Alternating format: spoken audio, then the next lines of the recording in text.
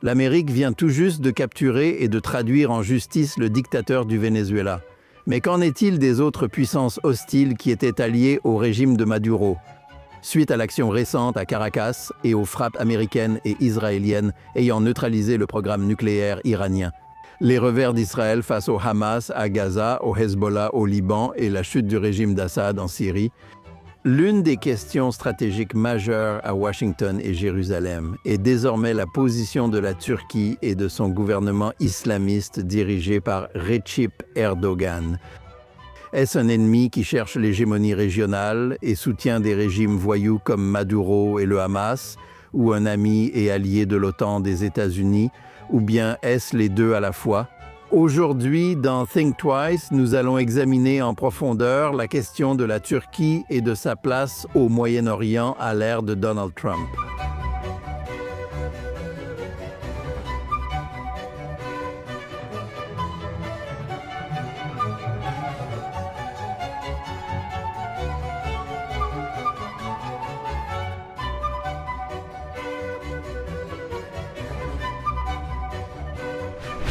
Bienvenue dans Think Twice. Aujourd'hui, nous échangeons avec le chercheur Mark Meyerowitz sur le rôle ambigu de la Turquie au Moyen-Orient.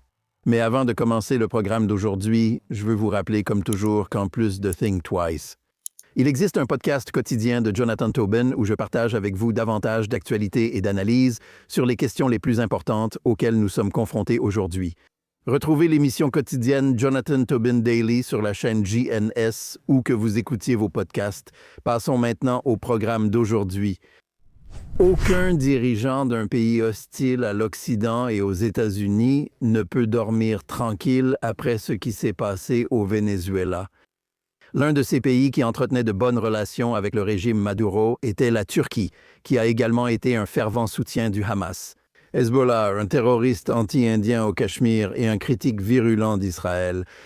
Mais le gouvernement islamiste dirigé par le président Recep Tayyip Erdogan joue également un double jeu. Membre de l'OTAN, Erdogan a également tenté à plusieurs reprises de cultiver de bonnes relations avec les États-Unis, sous Barack Obama comme sous Donald Trump. Il partage aussi l'intérêt de l'administration Trump pour promouvoir le nouveau gouvernement syrien dirigé par d'anciens djihadistes. Et la Turquie entretient également une relation équivoque avec l'Iran et son réseau terroriste, dans laquelle ils sont rivaux mais partagent un intérêt commun à réprimer leur population kurde par des moyens brutaux. Alors qu'Israël et les États-Unis cherchent à forcer le Hamas à se désarmer et à s'assurer que l'Iran n'essaie pas de reconstruire ses missiles et son programme nucléaire, la question de savoir où la Turquie s'inscrit dans ce puzzle est importante pour comprendre ce qui va se passer ensuite. Pour en discuter, nous avons le plaisir d'accueillir un éminent spécialiste de la Turquie. Mark Meyerowitz est professeur au Maritime College de l'Université d'État de New York. C'est un expert de la politique étrangère turque ainsi que des relations turco-américaines et turco-israéliennes. Il enseigne l'histoire et la politique étrangère américaine, le droit constitutionnel, l'anglais, la Shoah, ainsi que la politique maritime et le droit. Il a beaucoup écrit sur ces sujets et intervient dans les médias américains et internationaux comme commentateur sur les relations internationales et la politique intérieure américaine. Mark Meyerowitz, bienvenue à Think Twice. Merci beaucoup. C'est un grand privilège d'être avec vous. Jonathan, Merci, professeur Meyerowitz. Merci d'avoir pris le temps de nous rejoindre aujourd'hui. Je voudrais commencer par vous interroger sur l'histoire dont nous parlons tous cette semaine, à savoir la capture par les États-Unis du dictateur marxiste du Venezuela, Nicolás Maduro. Où était la Turquie? Vous êtes l'expert de la Turquie. Quelle était sa position face au régime de Caracas? Et qu'est-ce que cela révèle sur le rôle équivoque qu'elle joue dans les relations internationales, non seulement au Moyen-Orient, mais aussi dans le monde entier? Je peux vous dire que j'ai passé les derniers jours à donner des interviews sur le Venezuela et à essayer d'expliquer au monde comment fonctionne notre état de droit ici. Et je crois, d'après ce que je vois sur Twitter et ailleurs, et d'après ce que j'ai lu, que Maduro entretenait une relation très étroite avec le président Erdogan. Et en fait, je pense qu'on lui a proposé de partir en Turquie et d'y vivre en paix. Il y a maintenant une note très amusante sur Twitter, ou X si vous préférez, qui est plutôt drôle, où quelqu'un dit que Maduro avait reçu l'offre d'aller en Turquie. Et puis il a demandé « Eh bien, quel est le taux d'inflation ?» Et on lui a répondu que c'était 50 et il a dit « Vous savez quoi ? Et je préfère aller en prison aux États-Unis que de perdre tout mon argent et d'aller en Turquie maintenant. Cela peut être apocryphe ou non, mais ça en dit long. » Peut-être, mais parfois, ce qu'on ne dit pas aurait dû être dit. Ça en dit long sur la mentalité ici. Je pense que la leçon à retenir de tout ça, tu vois, le président Erdogan a également publié plusieurs déclarations sur le Venezuela indiquant sa solidarité avec Maduro. Et il a commenté négativement l'action des États-Unis qui l'ont arrêté et ramené aux États-Unis. Vous savez, comme on dit en droit, je suis aussi avocat. Res ipsi loquito, la chose parle d'elle-même. Vous savez quelle est cette alliance ou cette amitié entre Maduro et Erdogan? Je veux dire, regardez, Erdogan avait beaucoup d'amis et d'alliances intéressants. Et cela, j'espère, vous savez, mon idée à ce sujet était que lorsque les États-Unis sont intervenus, ces agents cubains et les autres, ils, bien sûr, les Cubains assuraient la sécurité de Maduro. En fait, je suis ami avec un ancien ambassadeur du Venezuela auprès des Nations Unies avant Chavez. Et vous savez, une chose qu'il m'avait fait remarquer il y a quelques années, c'est qu'il a des Cubains, des agents du renseignement cubain, de la sécurité cubaine. Donc ces nations voyous, Cuba, la Chine, la Russie, le Hezbollah et d'autres en Iran sont là-bas.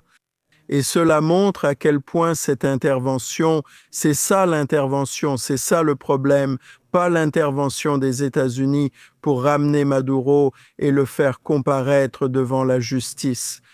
Mais la symbiose et l'attachement, comme vous l'avez demandé, avec Erdogan est, comme je l'ai dit, perplexe, mais aussi problématique. Certainement. Oui, je suppose. Ma question est, est-ce que la Turquie entretient de bonnes relations avec un régime voyou en Amérique du Sud, juste parce que cela contrarie les États-Unis ou simplement parce que c'est ce que font tous ces régimes transgressifs? Ils sont tous un peu liés, mais ils sont tous très différents. Le régime Maduro est en quelque sorte un régime marxiste, narcoterroriste. La Turquie est dirigée par des islamistes. Vous vous demanderiez, qu'ont-ils en commun? Mais d'une certaine manière, qu'est-ce qui fait que ces deux partenaires improbables se retrouvent parfois ensemble? Eh bien, je ne suis pas vraiment en position d'apporter une réponse précise, mais je vais vous dire ce que je pense. Je pense que beaucoup de cela a à voir avec le désir de la Turquie d'étendre son influence au-delà de ses propres frontières. Parce que Recep Tayyip Erdogan a toujours dit que la Turquie est plus grande que la Turquie elle-même, et il a étendu l'influence de la Turquie à de nombreux autres continents, fait notable en Afrique, en Somalie, où j'espère que nous discuterons du Somaliland. Très intéressant, très important, très stratégique, la Libye, l'Est de la Méditerranée, vous l'avez dit, mais aussi en Amérique du Sud et en Europe. Vous savez, la Turquie elle-même est un État qui possède à la fois des composantes géographiques européennes et asiatiques. Donc je pense que c'est beaucoup lié à cela. Je ne sais pas cela. Il s'agit vraiment de ce que vous appelez des régimes transgressifs qui s'associent. Je pense que c'est vraiment lié à l'industrie de la défense turque, à la vente de ses produits, aux affaires, au commerce et à l'énorme volume d'échanges que la Turquie réalise avec le reste du monde. Mais elle a également multiplié de façon vraiment géométrique ses bureaux consulaires à travers le monde ainsi que son influence à l'échelle mondiale. Donc, il ne fait aucun doute que la Turquie ne se contente pas d'être simplement une puissance locale ou même régionale. Je pense que c'est plutôt ça. Je devrais en savoir plus sur les spécificités du Venezuela que je ne connais tout simplement pas en profondeur pour pouvoir vous répondre maintenant. Pour m'exprimer là-dessus, eh bien, revenons un instant en arrière et pour notre public, qui est vraiment Recep Tayyip Erdogan? D'où vient-il? Vous savez, il est au pouvoir, je crois, depuis 22 ans, d'abord comme Premier ministre, puis comme président de la Turquie. Et pourquoi la Turquie est-elle dirigée par un islamiste après près d'un siècle en tant que nation laïque? Et comment cela a-t-il affecté sa place dans la politique étrangère des États-Unis et d'Israël? Eh bien, vous savez, je pense que c'est une question plus complexe.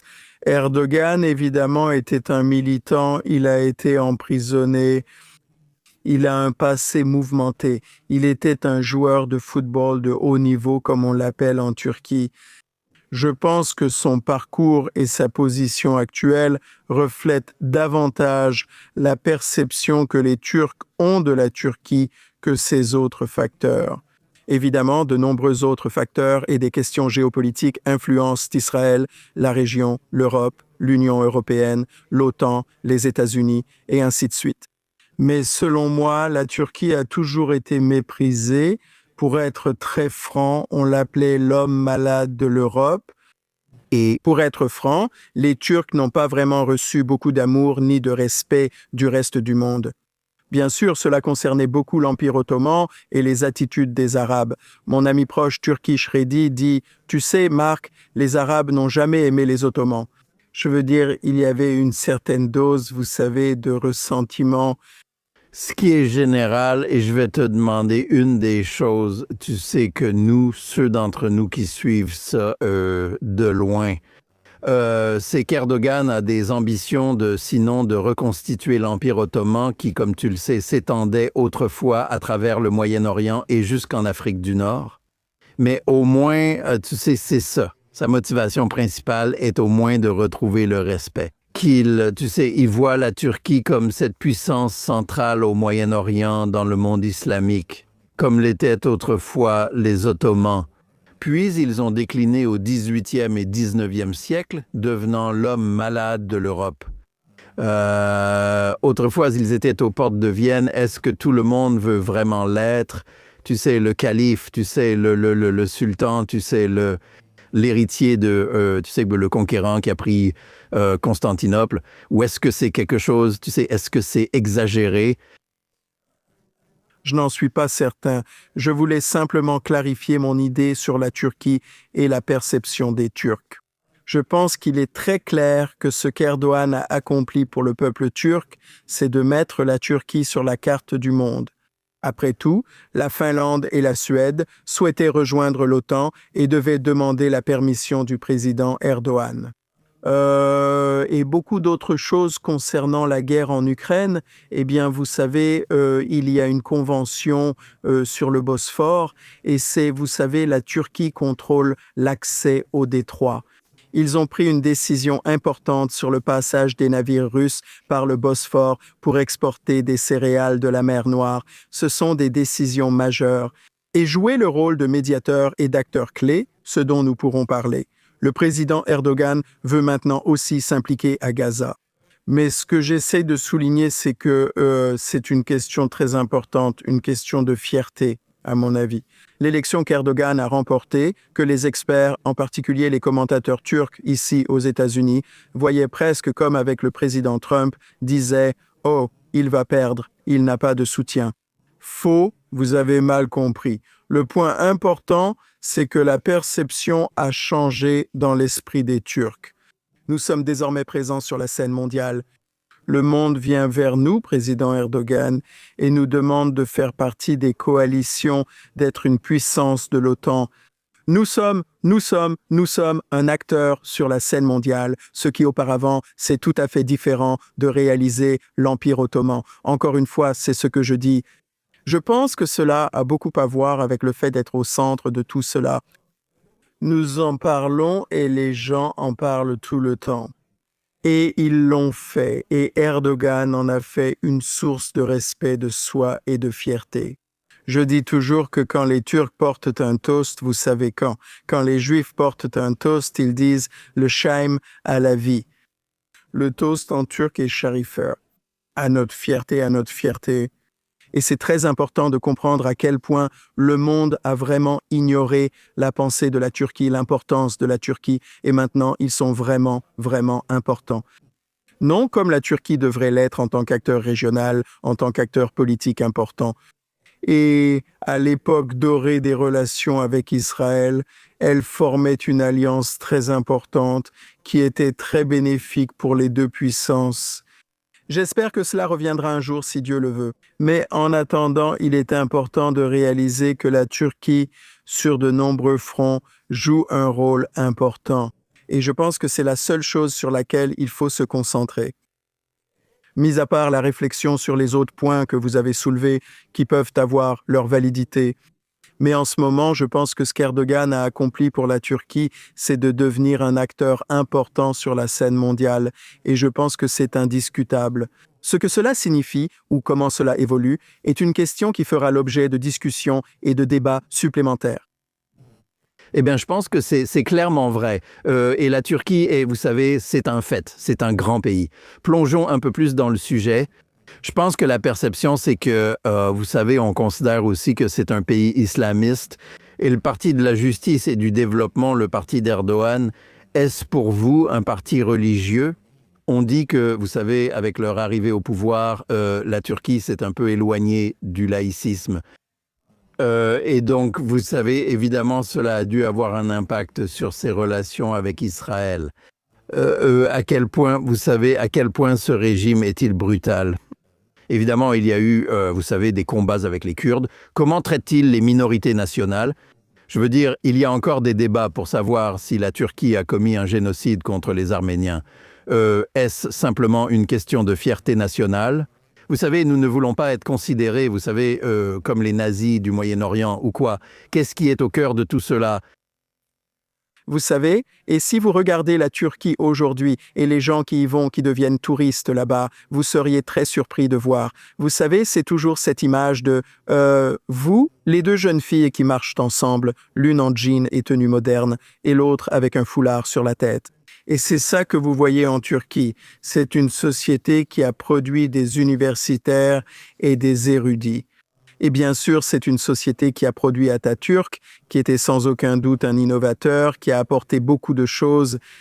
Vous savez, les gens devraient avoir des danses sociales et vous savez, enlever le fez, adopter un nouvel alphabet et toutes sortes de choses. Il était le fondateur de la Turquie moderne, la République turque qui a succédé aux Ottomans. Et il y a encore beaucoup de Turcs qui vivent selon cela. J'ai un très bon ami et il en parle toujours. Vous savez, cet enfant vient juste de naître. C'est un enfant d'Atatürk et il y a encore beaucoup de Turcs dans le monde qui respectent Atatürk. Donc ce n'est pas simplement une vision monochrome de ce qui se passe ici, c'est très très compliqué. Tu as raison, les querelles politiques internes, la dissension politique interne, tu sais, c'est très problématique. En particulier, le Parti républicain du peuple, le Parti OK, ces nombreux partis, ils sont là. C'est très problématique et c'est vraiment des montagnes russes. C'est la meilleure façon de le décrire. Suivre la politique turque, c'est comme se réveiller et tenter de comprendre ce qui s'est passé. Quel est le dernier événement marquant? La Turquie a connu plusieurs coups d'État, dont celui de juillet 2016, désormais commémoré lors de la Journée de la démocratie et de l'unité, devenue fête nationale. Expliquez-nous ce qui s'est passé là-bas, et ce n'était apparemment pas la première fois qu'il y avait une tentative. Ou, comme le dit Erdogan, il y a eu une tentative de le renverser. Qui essaie, qui veut le renverser, et quelle est sa popularité? À quel point le soutien à Erdogan est-il fort face à ces Africains? Eh bien, vous savez, cela nous prendrait tout un semestre. Dans notre tradition, sur un pied exactement, c'est tout à fait ça. C'est très drôle. Je pense que vous avez eu plusieurs factions qui se battaient en interne contre d'autres factions.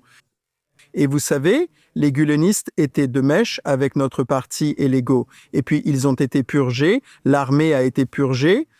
Un certain nombre de coups d'État, vous savez, qui ont eu lieu auparavant, impliquaient une révolte de l'armée. Celui-ci encore, d'après mes amis qui m'en ont parlé, ils m'ont assuré qu'il avait bel et bien eu lieu.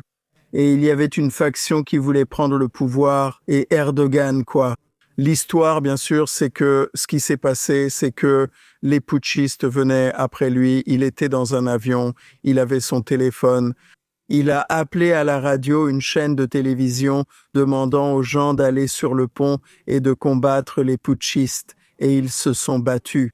Et c'est un peu ça, et je pense que c'est l'histoire du coup d'État. Le coup d'État a été réprimé par le peuple, puis Recep Tayyip Erdogan a essentiellement purgé, vous savez, les personnes accusées d'avoir organisé le coup d'État. C'est ce qui s'est passé en Turquie maintenant. La Turquie est un paysage politique complexe, sa politique intérieure est très tendue, très compliquée. Nous avons désormais un système exécutif, alors qu'avant, un système parlementaire existait, modifié par un amendement constitutionnel. Un autre amendement aurait pu aussi être adopté. À Erdogan plus de pouvoir? Essentiellement, oui. Et maintenant, pour que le président Erdogan puisse se représenter parce qu'il est limité par le nombre de mandats, il doit y avoir un autre amendement à la Constitution ou des élections anticipées. Ayant déjà effectué 2 mandats, son mandat actuel finit en 2028. Donc, quand vous me demandez de monter dans les montagnes russes avec vous, de vous dire ce qui va se passer en Turquie, c'est une question compliquée.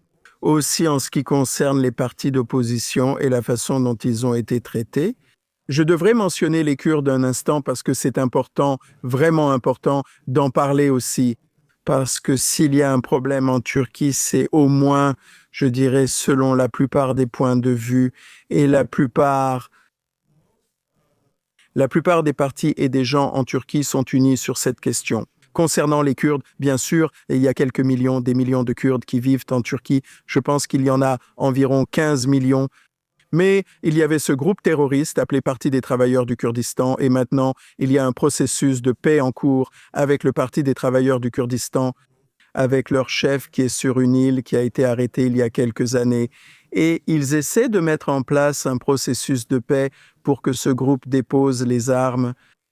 Aucune histoire en Turquie n'est aussi simple. C'est lié à la situation en Syrie avec les Kurdes syriens. Et cette question est d'une importance centrale non seulement pour la politique turque, mais aussi pour la psyché turque. La peur que les Kurdes créent un État séparé ou un petit État en Syrie, et cette inquiétude est omniprésente, même dans tous les partis. Vous avez mentionné les combats avec les Kurdes plus tôt. Pouvez-vous m'en dire plus, si vous le souhaitez? Et j'ai donné mon avis, mes politologues l'avaient évoqué, je pourrais dire, eh bien, le président Erdogan a besoin des voix des députés kurdes pour obtenir un amendement à la Constitution afin de pouvoir se représenter. Voilà, c'est tout. La politique est locale. Tip O'Neill, célèbre homme politique turc. Il a dit cela et il avait raison. Et cela s'applique de manière très très différente en Turquie, dans le sens où beaucoup des éléments en mouvement que vous voyez ici sont également liés à la façon dont le parti AC veut maintenir son existence continue. Et le président Erdogan continue d'être au pouvoir. Bien qu'il y ait des discussions en cours concernant la succession et qui pourraient lui succéder, toutes ces discussions ont lieu en même temps. Je vais le dire ainsi. Il n'y a jamais de calme, jamais un moment pour simplement s'asseoir, se détendre et se dire « rien n'arrivera ». Chaque jour, il se passe quelque chose. Même avec Israël, dont je suis sûr que nous parlerons, c'est un peu ce poème à ce sujet. Le verre qui se retourne, le verre s'est complètement retourné. Nous avons connu un développement incroyable des relations, puis soudainement, nous avons une catastrophe totale dans ces relations, et c'est pareil dans les relations turco-américaines. Nous avons connu de très bons moments et de mauvais moments avec Biden. Nous avons eu des relations très médiocres. Trump semble être plus favorable au président Erdogan. Donc, il est difficile de vraiment comprendre où nous en sommes, ce que tout cela signifie et où tout cela va nous mener. C'est vraiment une analyse très minutieuse, étape par étape. Je ne sais pas si cela répond vraiment à ce que vous disiez, mais je voulais juste le préciser. Il est très difficile de répondre à ces questions à cause de l'incertitude quant à la façon dont le système et la politique turque vont réagir à certaines questions, comme l'affaire du Venezuela dont nous avons parlé au début. Je veux dire, chaque chose présente un aspect encore plus déroutant de tout cela. Essayez de le comprendre et de l'expliquer clairement, et c'est vraiment, je le dis toujours. Steve Kinzer a écrit un livre sur la Turquie, et dans l'introduction, il dit « Comprendre la Turquie, c'est comme comprendre Rocky ». Je ne sais pas si vous connaissez cette boisson nationale très populaire, similaire à l'arak israélien. Vous la versez, dit Kinzer, et elle est claire, mais vous ajoutez de l'eau, c'est comme ça qu'on la boit, et elle devient trouble. C'est la Turquie. Vous voyez le verre clair, pensez avoir compris, ajoutez de l'eau, il devient trouble, et vous êtes perplexe. Une métaphore intéressante résume bien la compréhension de la Turquie. Eh bien, parlons un peu des relations entre les États-Unis et la Turquie, des relations turques. Tu as raison, les relations étaient mauvaises avec l'administration Biden, mais avant, elles l'étaient moins, du moins un temps. Barack Obama parlait d'Erdogan comme de son dirigeant étranger préféré, ce que beaucoup de critiques d'Obama ne considéraient pas comme un compliment pour lui. Mais maintenant encore, Donald Trump semble apprécier Erdogan, ou du moins pense qu'il peut faire affaire avec lui. Qu'est-ce qui motive la nature de nos relations, leurs hauts et bas, la fluctuation de la cote des relations américano-turques? Quels sont les points de désaccord? Et comment Erdogan parvient-il parfois à se rapprocher de celui qui occupe la Maison-Blanche? Je reviens à votre première question que je trouve très importante. Regardez ce qui se passe au Venezuela. Et j'aimerais commencer par cela, parce que notre stratégie de sécurité nationale qui est sortie a dit que les États-Unis se concentrent maintenant sur l'hémisphère occidental. C'était très important pour moi, parce que cela signifie que vous, le président, ne pouvez pas préparer plusieurs repas en même temps. Ou comme on dit, danser à plusieurs mariages, ou chassana, n'est-ce pas? On ne peut pas faire ça. Il se concentre sur le Venezuela, il ne peut pas, il ne le fait pas, et l'Ukraine est là et il essaie de résoudre ce problème. Waouh, c'est tellement difficile à vendre. Il ne veut pas une autre guerre au Moyen-Orient, il ne veut pas une guerre entre la Turquie et Israël, il ne veut pas une guerre en Syrie. Bien que je dirais que si vous regardez dans la boule de cristal, ça ne s'annonce pas bien pour la Syrie, ce n'est pas une belle image, c'est une image très inquiétante. Je l'ai dit dès le début, depuis qu'Al-Shara a pris le pouvoir, nous courons vers la guerre, Dieu nous en préserve, mais la situation n'est pas bonne. Donc, c'est Trump quand Trump rencontre Erdogan à la Maison-Blanche, n'est-ce pas? Son attitude, même avec Al-Shara de Syrie, c'est super type. Ou avec Al-Shara, il dit « Oh, c'est un jeune homme, c'est un battant ». Ou quand il rencontre le nouveau maire, il dit « Formidable, ce type est formidable ». Il ne veut pas provoquer de dispute ou de conflit. Il veut avoir une sorte de... Je n'appelle pas ça apaiser le problème. Mais il veut une connexion. Mais je pense que Jonathan, l'autre point, c'est qu'il a externalisé beaucoup de choses, pas au département d'État, parce que, je veux dire, les diplomates turcs me disent, vous savez, le département d'État, nous essayons de les joindre, il n'y a personne, ils ont réduit les effectifs, il n'y a personne là-bas. Donc c'est Tom Barak qui est l'ambassadeur, qui est un très proche ami, comme Steve, L'ambassadeur américain en Turquie, oui. Près de la Turquie, et envoyé spécial en Syrie, où Steve Witkoff, impliqué dans ces autres questions, des questions importantes, il a confié ses dossiers à ses proches, ce qui n'est pas inédit en politique américaine. Là où vous l'utilisez, vous faites confiance à votre ami qui est avec vous. Mais nous voyons des problèmes à faire cela parce que ces envoyés ne sont pas, je ne sais pas, assez compétents, ou créer des problèmes ou des remous dans les relations avec Israël, avec la Syrie, avec la Turquie. Si vous me demandez comment est la relation entre la Turquie et les États-Unis, regardez le bureau ovale et voyez le président Erdogan en visite. Les Turcs ont été très satisfaits et très heureux de la réaction. Mais si vous ne regardez que cela, vous ne regardez pas le Congrès, il faut regarder le Congrès. Et c'est une chose que j'ai toujours dite, les élites de ce pays ne comprennent pas la Turquie. Les élites turques ne comprennent pas le système américain. Elles croient que, puisque vous avez évoqué Barack Obama, c'est le même problème. Le président Erdogan allait rencontrer Obama, il avait une réunion formidable, mais au Congrès, les lobbies qui s'opposent à la Turquie sont très, très actifs. Ils sont là depuis longtemps, n'est-ce pas? Et ils s'opposent, par exemple, à la question actuelle, qui est que la Turquie veut obtenir à nouveau le F-35. La Turquie a été exclue du programme F-35 parce qu'elle a acquis le S-400 auprès de la Russie. Maintenant, c'est très intéressant parce que cela concerne l'utilisation des F-35. Encore une fois, j'ai mentionné le Venezuela ainsi que l'Iran. Le F-35 est un chasseur incroyable, mais c'est aussi un centre de données et il est très puissant. Et s'il est utilisé avec le S-400, n'est-ce pas, cela donnerait la capacité de prendre des informations et de potentiellement les transmettre à nos adversaires. Et c'est pourquoi les États-Unis, et l'Iran en particulier, et d'autres, les États-Unis ne veulent pas donner le F-35 à la Turquie tant qu'elle possède le S-400. Le sénateur Jim Risch, président de la Commission des Affaires étrangères du Sénat, a déclaré lors de l'audition de nomination avec Tom Barak: « Tant que je serai ici dans cette commission, la Turquie n'obtiendra pas le F-35. Tant qu'ils auront le S-400, ils ne l'auront pas. » Cela soulève la question de savoir quels sont les points de discorde. Clairement que la perception à Washington, basée sur des éléments comme le fait qu'ils possèdent des avions russes et qu'ils jouent sur les deux tableaux.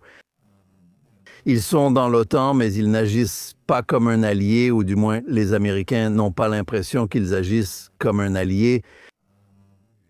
Parfois, ils agissent comme s'ils étaient un autre pays du Moyen-Orient, hostile à Israël, amical avec nos ennemis. Donc, ils sont un peu des frenemies maintenant, comme le Qatar. Les frenemies peuvent être très populaires à la Maison-Blanche. Mais ce n'est pas forcément très populaire auprès des Américains en général, ou du moins auprès de ceux qui s'intéressent à la politique étrangère. Ça n'a pas toujours été ainsi, je parle d'avant le 7 octobre. Si vous regardez un peu en arrière, vous verrez que c'est effectivement le cas. Et je le sais moi-même par expérience personnelle, je l'ai constaté. Je veux dire, le président Erdogan allait se rendre en Israël. Il avait invité le président Netanyahou à venir le rencontrer, oui, chez Herzog, mais il allait se rendre en Israël. Et puis le 7 octobre est arrivé et le monde a complètement changé et s'est effondré, aussi pour Israël et pour le peuple juif à bien des égards. Mais vous savez, où en étions-nous? Je pense qu'à l'époque, la Turquie avait le potentiel de devenir un centre énergétique en collaborant avec Israël et ses ressources. C'était une véritable possibilité, c'est ce dont on discutait à l'époque. Maintenant, cela a disparu et on voit une évolution vers la Grèce, et la Grèce, Chypre et Israël concluent un accord tripartite pour créer une équipe d'intervention rapide, une force de réaction immédiate. Et la Turquie aurait facilement pu éviter cela, car si elle avait fait cette incursion vers de meilleures relations, ce vers quoi nous nous dirigions en septembre 2023, elle aurait même pu briser ce forum de la Méditerranée orientale, qui était une attaque contre la Turquie et son exploration en Méditerranée orientale. Il n'était uni que sur cette question. La Turquie ne peut exploiter les ressources à l'est, et il y avait le navire turc Piri Reis. Toutes ces puissances, la Grèce et Israël, Chypre et d'autres, et il devait ensuite y avoir un accord sur l'énergie avec Israël, mais maintenant, c'est terminé. Donc je pense que c'était une analyse coût-bénéfice. Je pense que la Turquie a fait cette analyse, et je pense qu'ils ont fait le mauvais choix, clairement le mauvais choix. Aucun doute là-dessus. Est-ce simplement parce qu'ils doivent s'opposer à Israël tant qu'Israël combat le Hamas? Erdogan est un grand soutien du Hamas, il l'a toujours été. Vous avez parlé du genre de réconciliation entre Israël et la Turquie avant le 7 octobre, mais cela consistait à rétablir les relations après que la Turquie a soutenu les efforts visant à briser le blocus égyptien et israélien de Gaza. Le navire turc qu'Israël a dû gérer, puis des morts ont suivi le conflit, devenant un incident international. Mais bien sûr, il ne s'agissait pas seulement d'un navire, il s'agissait du soutien de la Turquie au Hamas. Eh bien, le Mavi Marmara est très important à mentionner parce que tout d'abord, les relations étaient rompues, n'est-ce pas, pratiquement. Mais le commerce a continué. Le commerce a continué pendant toute la période à un niveau assez bon, pas excellent, entre Israël et la Turquie. Et puis, vous vous souvenez peut-être qu'il y avait ces conditions ou qu'il y a eu des excuses présentées sur l'Aptarmac avec Obama, les Tanias, je suis désolé et tout ça. Quelques mesures ont été prises et la situation semblait s'améliorer. Le commerce a continué. Nous voyons maintenant quelque chose de différent. Il y a eu des jours heureux.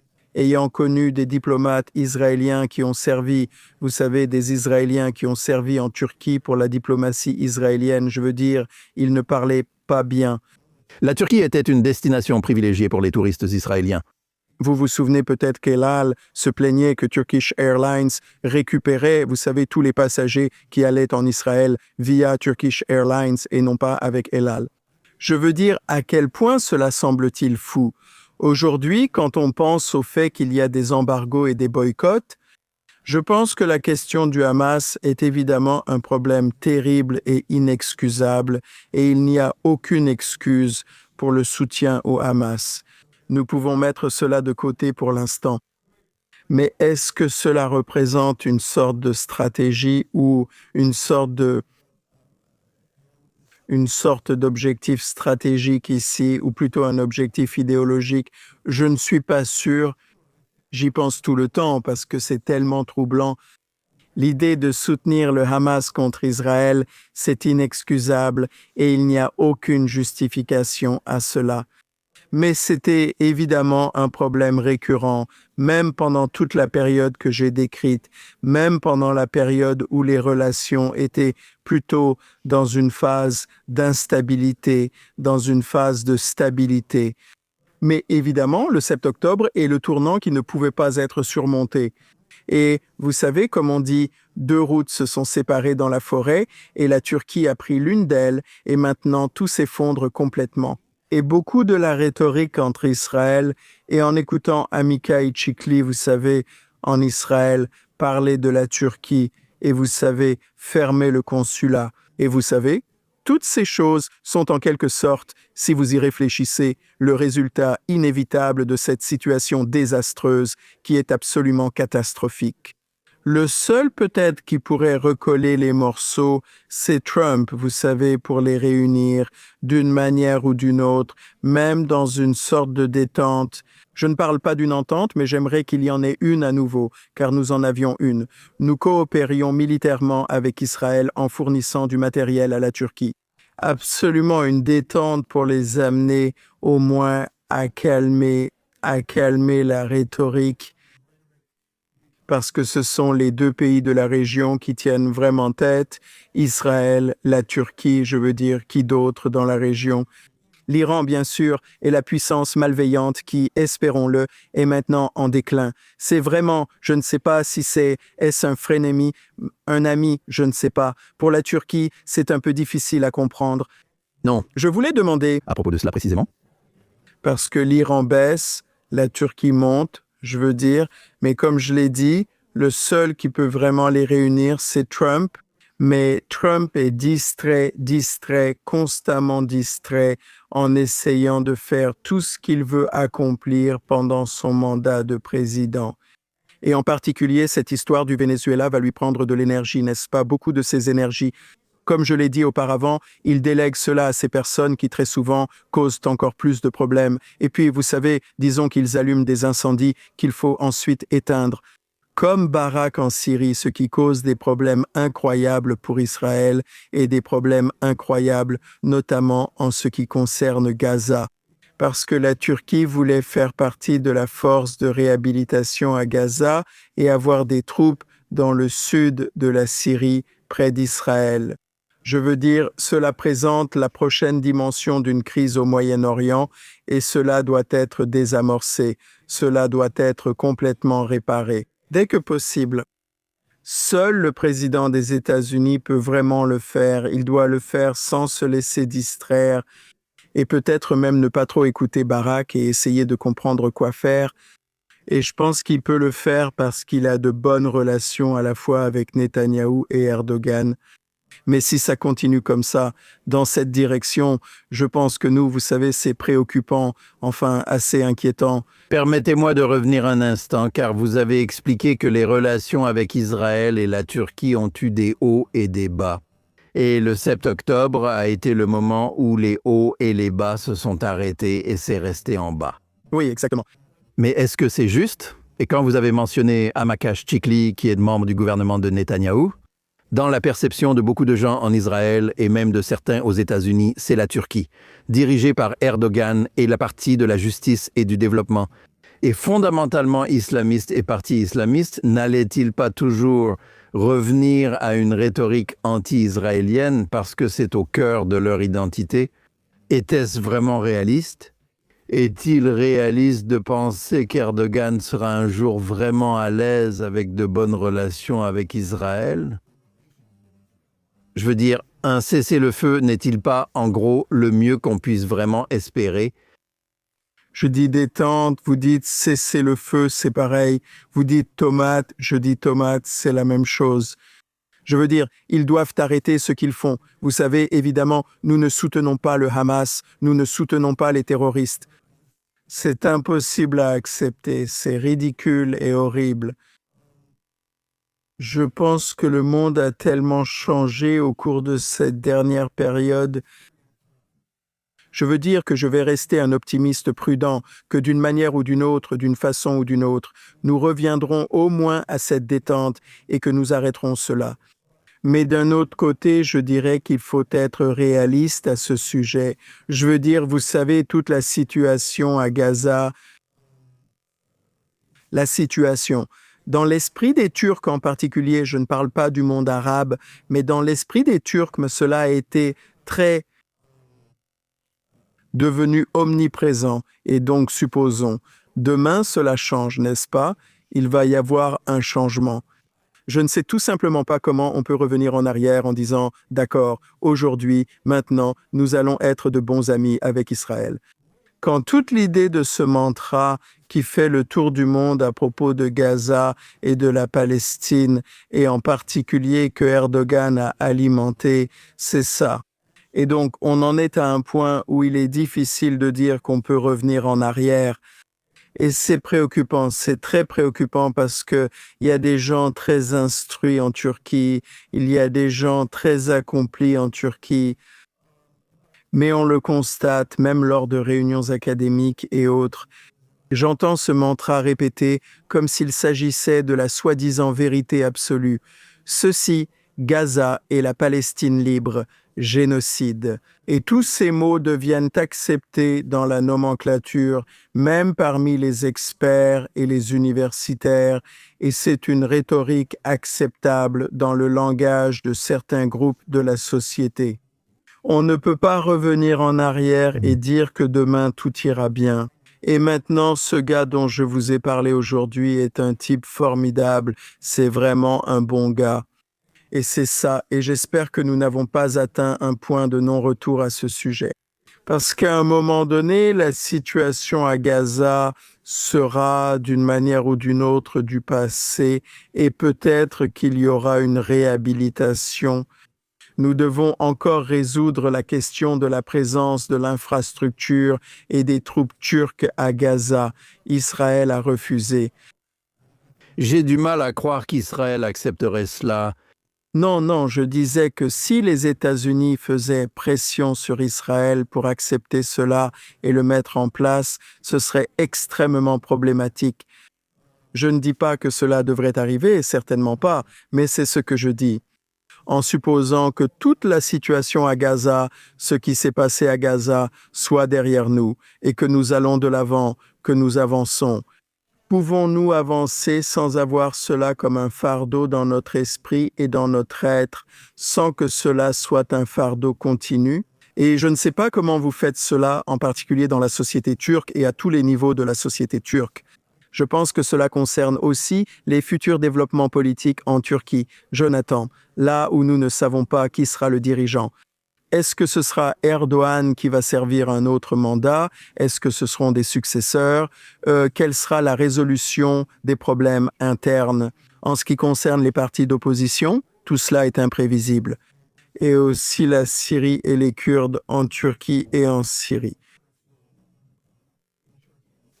Je veux dire, il y a beaucoup de très grands obstacles qui empêchent un avenir clair pour la Turquie.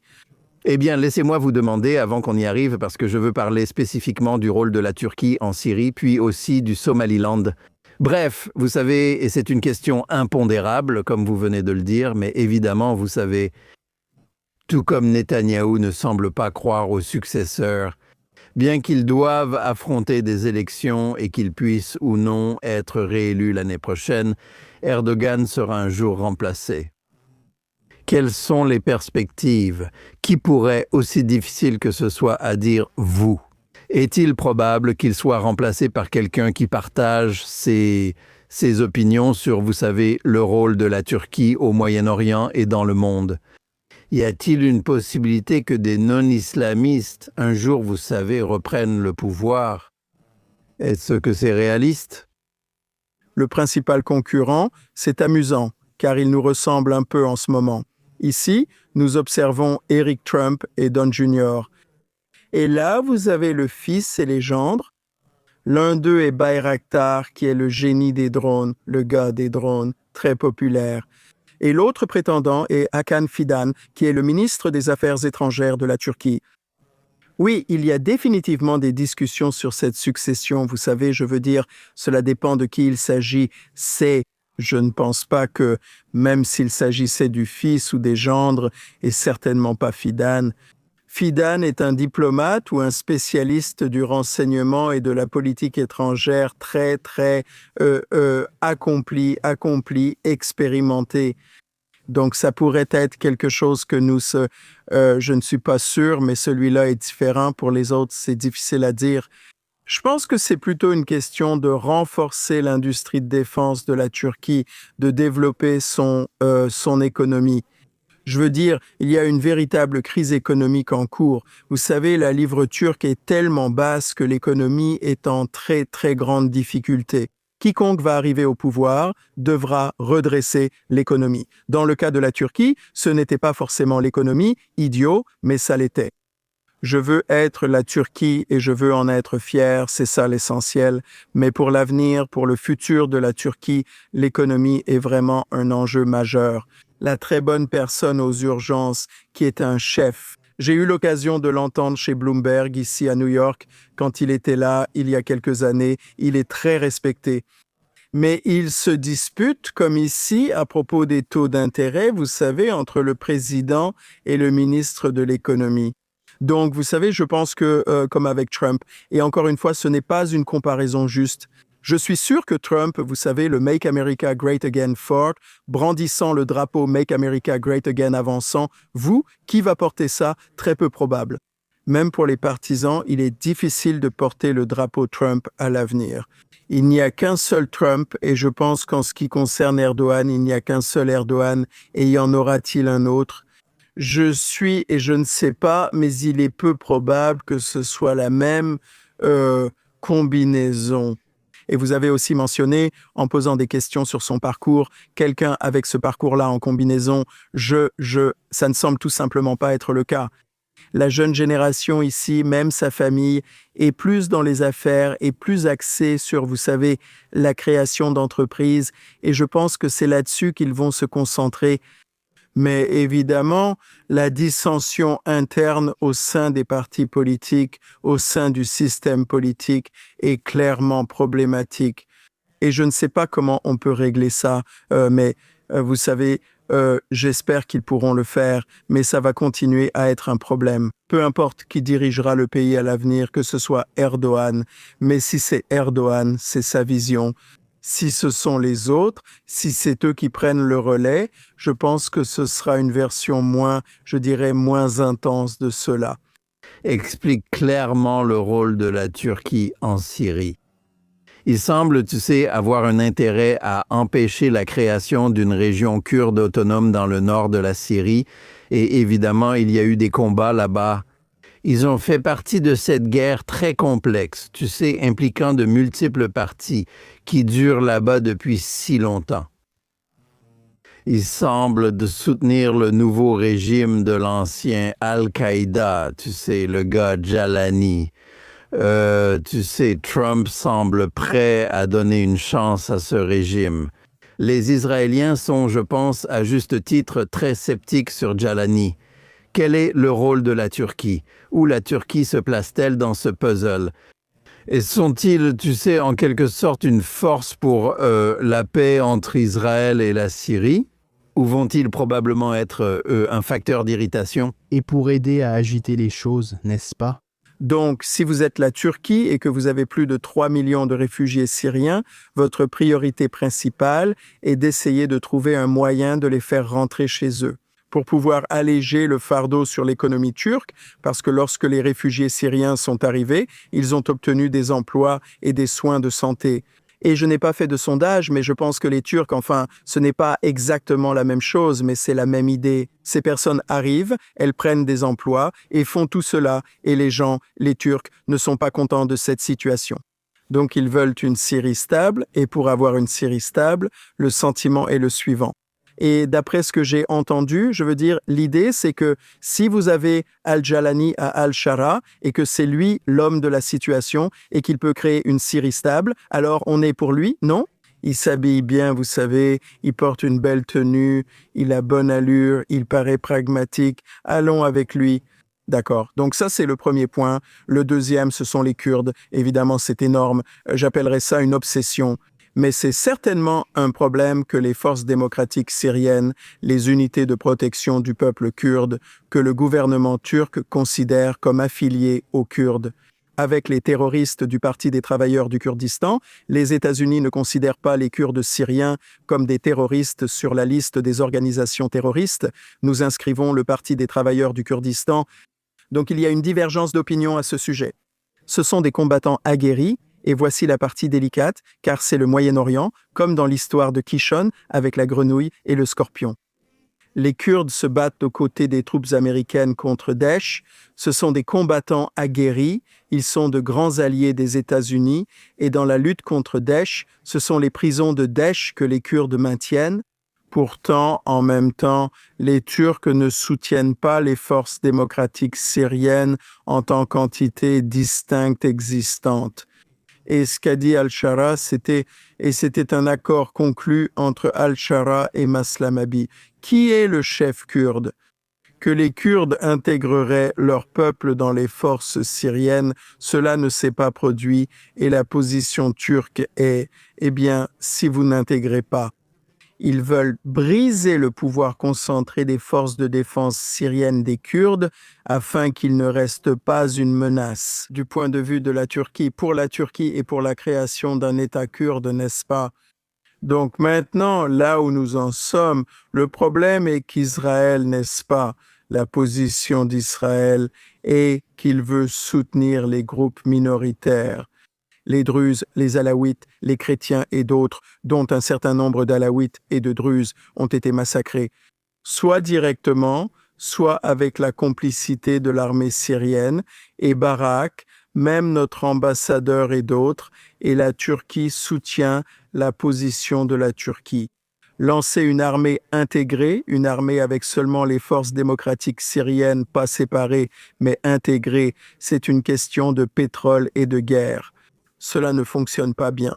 Quand vous avez des combattants étrangers, vous avez même des Ouïghours, des combattants djihadistes étrangers qui sont là, dans le mélange, dans la soupe de l'armée syrienne. Pour cela, intégrer les Kurdes est très difficile, d'où une déconnexion. Je mentionnerai aussi que la politique de la Turquie ici est vraiment ciblée. Si vous voulez vous concentrer sur les Kurdes ou Israël, très bien, mais c'est la stabilité de la Syrie qui importe. Et le point de vue turc est que si vous n'intégrez pas tous les groupes et si vous ne créez pas une Syrie unifiée sous un seul dirigeant, vous allez avoir de l'instabilité. Et ensuite, ça va s'effondrer et on va avoir quelques millions de réfugiés en plus. Je veux dire, c'est vraiment ça le problème, c'est ce qui les inquiète. Ils s'inquiètent aussi de l'Iran. Je veux dire, nous n'en avons pas parlé, mais ils sont très inquiets à l'idée que l'Iran s'effondre, parce qu'ils craignent que si l'Iran s'effondre, ils vont recevoir quelques millions de réfugiés venant d'Iran.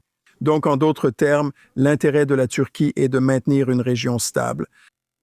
Même si on pourrait considérer que certaines de leurs politiques contribuent peut-être à l'instabilité, ils sont vraiment pour la stabilité. C'est pourquoi ils disent qu'Al-Shara est l'homme de la situation en Syrie, qu'il devrait y avoir une seule armée, un seul Al-Shara. Soutenons-le, ce qu'ils ont fait d'ailleurs, ils l'ont soutenu quand il avait le HTS, ils l'ont soutenu jusqu'au bout. À son arrivée en Syrie, il a combattu le régime Assad à Idlib avec le soutien de la Turquie. Et ils pensent avoir misé sur le bon gars, le problème c'est qu'il n'est qu'une seule personne. Ils misent, comme on dit au casino, tout sur un seul cheval, sur un seul numéro. C'est problématique. Donc, le point de vue de la Turquie ici est multiple. Le problème, c'est qu'ils ont une position complètement opposée à celle d'Israël, et cela est encore une source de conflit. C'est une recette pour le conflit, il faut désamorcer. Parce que ce que vous ne voulez pas, c'est Dieu nous en préserve. Un conflit entre la Turquie et Israël, ou la Syrie et Israël, c'est très difficile maintenant. Israël a élargi sa zone tampon jusqu'au mont Hermon, et il en a besoin parce qu'il ne veut pas être submergé à nouveau. Comme lorsqu'il n'y avait pas de zone tampon, avoir juste un morceau de coton pour nous protéger à Gaza. Donc là, le gouvernement syrien considère qu'Israël doit soit partir d'accord complètement, soit revenir à l'accord de désengagement de 1974. Et donc, je ne sais pas comment cela va se passer. Cela, tout comme la question des minorités en Syrie, constitue des priorités très différentes de celles de la Turquie. Parce que la Turquie veut venir installer des infrastructures et avoir des bases en Syrie, même en Syrie. Et cela serait, selon moi, très problématique. Beaucoup de zones rouges ici, Jonathan, que nous examinons, et ce sont des questions radioactives. Et encore une fois, le seul qui peut intervenir et jouer le rôle de Merlin, le magicien Misur, c'est le président qui peut venir et dire non. La Turquie étant membre de l'OTAN, selon l'article 5, toute attaque contre un membre oblige les autres à le défendre. Israël ne fait pas partie de l'OTAN. Imaginez un conflit entre Israël et la Turquie. Vous avez un cataclysme de dimension gigantesque et il faut absolument l'éviter. Encore une fois, je considère la Syrie comme une boîte de pétri, comme je l'appelle, où vous avez tous ces éléments différents réunis et essayer de les démêler et de les réparer va être très très difficile. En bref, vous avez déjà évoqué les craintes turques concernant l'effondrement de l'Iran. Mais parfois, c'est, vous savez, très hostile. Vous savez, il y a aussi une rivalité avec le régime de Téhéran. Expliquer cette relation équivoque et comment cela s'est manifesté, vous savez, en Syrie, où l'Iran, vraiment, le régime d'Assad était un allié proche de l'Iran. Ils l'ont aidé à rester longtemps au pouvoir pendant la guerre civile là-bas. Son effondrement, vous savez, a affaibli l'Iran et a apparemment renforcé la Turquie. À quel point la Turquie et l'Iran sont-ils hostiles en ce moment? Eh bien, la seule chose à mentionner avant d'aborder cela, c'est qu'Al-Shara a donné son interview au magazine The Economist. Il a dit « Vous savez, les Russes pourraient être capables de revenir et il est possible qu'ils puissent récupérer leur base à nouveau. L'Iran ne reviendra jamais en Syrie. » Jamais. Je dirais... Cela m'a été le mieux expliqué par un diplomate turc. Je veux dire, écoutez, ils ont une frontière extrêmement longue. Ils sont voisins depuis la nuit des temps et ils ont appris à gérer leurs relations. Ce sont des rivaux. Je crois avoir lu, à vérifier, que le président Erdogan aurait dit « Les intérêts de l'Iran sont aussi les nôtres, nous les soutenons ». Donc ce n'est pas le cas. Ce n'est pas aussi simple, oui. Et bien sûr, vous avez l'Iran qui est un régime chiite, et bien sûr la Turquie est sunnite, la Syrie est sunnite, et ainsi de suite. Mais en même temps, il y a une relation très inhabituelle dans laquelle, dans certaines circonstances, la Turquie a soutenu l'Iran et ses intérêts. Mais à l'heure actuelle, je pense qu'il est assez clair que lorsque l'Iran décline, la Turquie monte en puissance. Dans le sens où le déclin de l'Iran laisse un vide de pouvoir sans aucun doute que la Turquie considère comme une opportunité dont elle pourrait profiter. Mais encore une fois, nous ne savons pas encore quel sera le résultat final en Iran.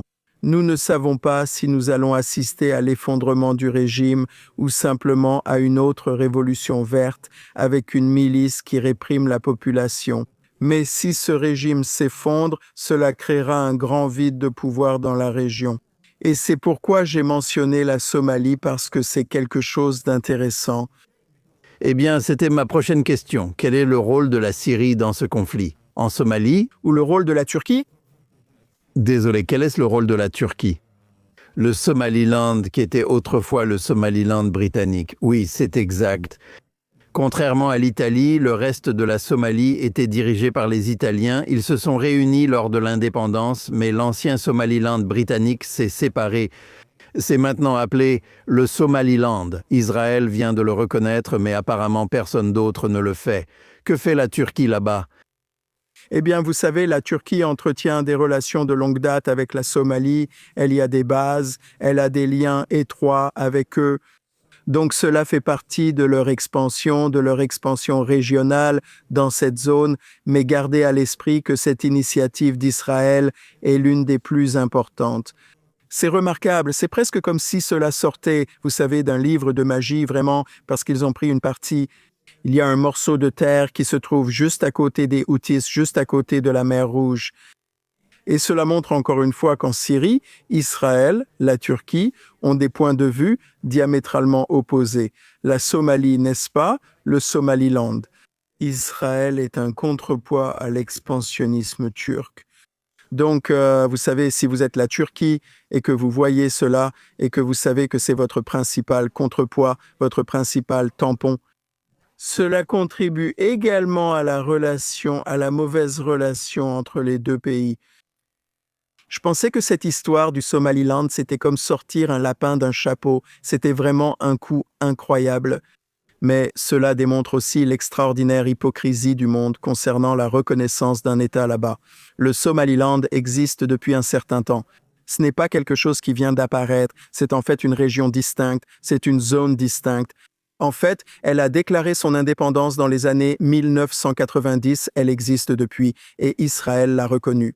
Et ces autres personnes haut placées disent « Comment peuvent-ils faire ça? Vous plaisantez ?» Eh bien, vous savez, ces autres pays reconnaissent l'État palestinien qui n'a pas de frontières, pas de gouvernement, rien du tout. Et tout le monde exultait devant la brillance de ce geste, en plus de la brillance stratégique de cette décision, de reconnaître le Somaliland comme contrepoids. Et c'était le point d'Israël face à l'influence croissante de la Turquie et à sa présence en Somalie. Cela remonte à très longtemps. La Turquie entretient une relation ancienne avec la Somalie. Aujourd'hui, l'expansion ne concerne pas seulement la terre, mais aussi l'expansion maritime de la Turquie, parce qu'elle a aussi ses accords sur les zones maritimes avec la Libye, bien sûr avec Chypre turc et avec d'autres pays. Donc cette portée stratégique ou cette profondeur stratégique est quelque chose de très important pour la Turquie. Comme nous l'avons dit au début, la vision d'Erdogan est que la Turquie est plus grande que la Turquie, si vous voulez, il l'a dit. Donc c'est une sorte de concept. Ce que cela signifie, ou où cela mène, n'est pas immédiatement clair pour le cadre européen commun de référence pour les langues. Eh bien, nous avons couvert beaucoup de sujets. Malheureusement, nous n'avons plus de temps, mais merci beaucoup Marc de nous avoir rejoints aujourd'hui. Pouvez-vous dire à notre public comment ils peuvent suivre votre travail et où ils peuvent en savoir plus sur vous? Eh bien, je suis sur Twitter X sous le nom de Bosporus Report et je pense que c'est un bon moyen de me suivre et j'aimerais beaucoup rester en contact avec les gens. Et si quelqu'un est intéressé par d'autres conversations, faites-le moi savoir. Ce fut un immense plaisir et un privilège. Et je te l'ai dit, Jonathan, au début, j'ai admiré ton travail. Et je te remercie beaucoup pour cette conversation merveilleuse, perspicace et profonde, sur une question vraiment complexe qui méritera certainement beaucoup plus de discussions à l'avenir. Eh bien, merci et merci de nous avoir rejoints. Nous voulons également remercier notre public. N'oubliez pas d'écouter Jonathan Tobin, édition quotidienne, chaque jour que vous pouvez suivre ou que vous obteniez vos podcasts. Et que vous nous regardiez ou nous écoutiez sur l'une de ces plateformes ou que vous nous regardiez en direct sur Facebook ou X ou sur la chaîne YouTube de JNS, merci d'aimer et ou de vous abonner à JNS. Activez la cloche pour les notifications et laissez-nous un avis positif. Veuillez nous écrire à thinktwice@jns.org et dites-nous où vous écoutez ou regardez l'émission et ce que vous en pensez. Et souvenez-vous, continuez à lire et à réfléchir par vous-même et nous nous reverrons la semaine prochaine.